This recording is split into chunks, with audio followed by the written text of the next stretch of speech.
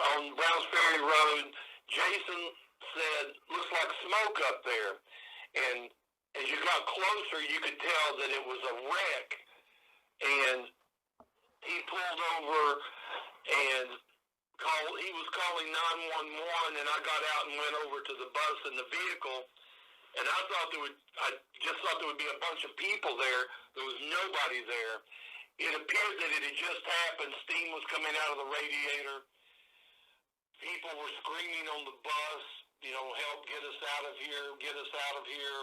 So I went to start trying to find a way to get them out, and the front door was bashed. So I go around to the back emergency thing and tell them I'll help them. If they'll lean over, I'll help them down. Well, then the truck, the SUV the engine catches on fire. Jason grabs a fire extinguisher and runs down to it and puts it out. And then me and Jason go back and start helping women out the back. It caught on fire again a second time. Well, by this time, Scott, other people are starting to show up, and somebody else had a fire extinguisher, put it out a second time. Now we're back helping people out the back, and some of them are fine, and some of them are hurt.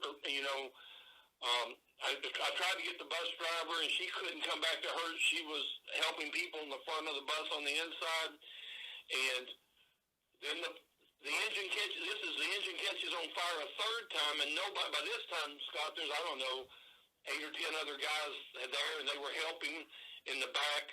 I want to thank those people. There was other people coming in and starting to help unload those women, but there was no fire extinguisher, and I started yelling because traffic had stopped both ways to somebody to find one, because we can't get this guy out. And now we don't have any fire extinguishers. I was trying to find a blanket or something, and thank goodness a good Samaritan, somebody up the road, maybe from a mobile home, came out with one. And I yelled to him to run, and he couldn't walk down there. And sure enough, that man ran down there. And by that time, Johnny Wilson was there. And Johnny is a safety person, or used to be. You can check with him over at IP. The guy that was using the fire extinguisher maybe not have been doing it right, because Johnny said down low, fan it left to right.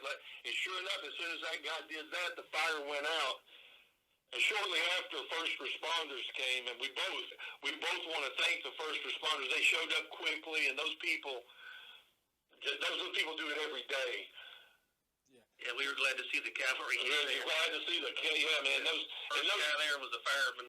But the thing that I would want people to consider, because it might save a loved one, or just is have a fire extinguisher in your car, and one of those tools for cutting seat belts and smashing windows.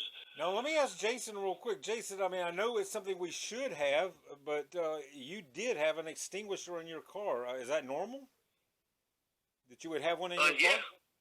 Yeah, I've got one in mine too, Scott. I mean, a lot of people have. But it was a little plastic fire extinguisher. It's not big enough to do anything but a couple of blasts, and it was all gone.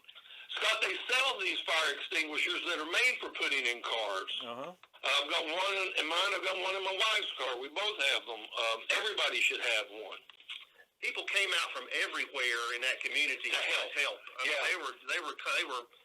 They came from all those houses and the trailers there. They came out of everywhere. Yeah, we just happened to be the first ones there. And there were a lot of people trying to help. Yeah, and because people care, and this is one of those things where we're all on the same. Everybody was together. There was no strife or arguing or whatever.